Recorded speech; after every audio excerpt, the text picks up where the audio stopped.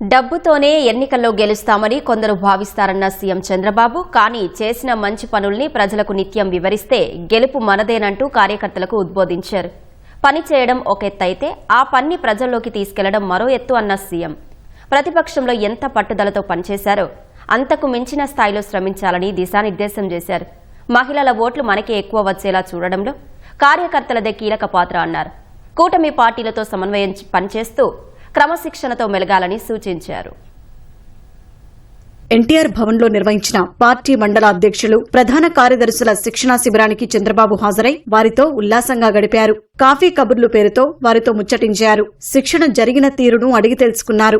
ఎన్టీఆర్ హయాం నాటి శిక్షణా కార్యక్రమాలను గుర్తు చేసుకుని ఆ జ్ఞాపకాలను పంచుకున్నారు. అప్పట్లో చెట్ల కింద ఎర్రటి ఎండలో శిక్షణా కార్యక్రమాలు చేపట్టేవాళ్లమని, ఇప్పుడు చల్లటి ఏసీ గదుల్లో నిర్వహిస్తున్నామని చమత్కరించారు. మారుతున్న పరిస్థితులకు అనుగుణంగా నాయకులు నాయకత్వ లక్షణాలను మెరుగుపరుచుకోవాలని సూచించారు. గ్రామస్థాయిలో పార్టీ బలోపేతం, విధానాలు, ప్రభుత్వ ఆలోచనలు, విజయాలు, నాయకత్వ లక్షణాలు, సంక్షేమ పథకాల అమలు, కార్యకర్తలకు గౌరవం, అందలం వంటి అంశాలను చర్చించారు. వారి అభిప్రాయాలను తెలుసుకున్నారు.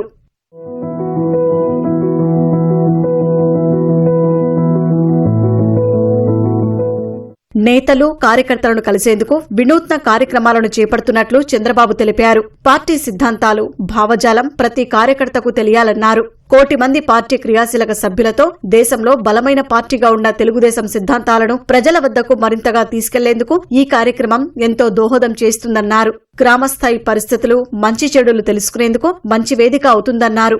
కార్యకర్తే అధినేత అనే సిద్ధాంతంతో పనిచేసే పార్టీలో కార్యకర్తలను కలుసుకునే ప్రతి సందర్భమూ తనకు ప్రత్యేకమేనన్నారు. 2019-24 మధ్య విధ్వంసం జరిగి వ్యవస్థలు నిర్వీర్యమయ్యాయని, వాటిని సరిచేసి గాడిన పెట్టామన్నారు. సూపర్ 6 పథకాలు అమలు చేస్తున్నట్లు చెప్పారు. పోలింగ్ బూత్ల వారీగా బలాబలాల్ని చూసుకోవాలని, ప్రతి బూత్లోనూ పార్టీ బలోపేతం కావాలన్నారు. సమర్థవంతమైన నాయకత్వముంటే ఎక్కువ ఓట్లు వస్తాయన్నారు. బలహీన నియోజకవర్గానికి మంచి నేత ఉంటే ఆ నియోజకవర్గం బలపడుతుందన్న చంద్రబాబు, బలహీన నేతకు మంచి నియోజకవర్గం ఇచ్చినా పార్టీని బలహీనపరుస్తారని వ్యాఖ్యానించారు.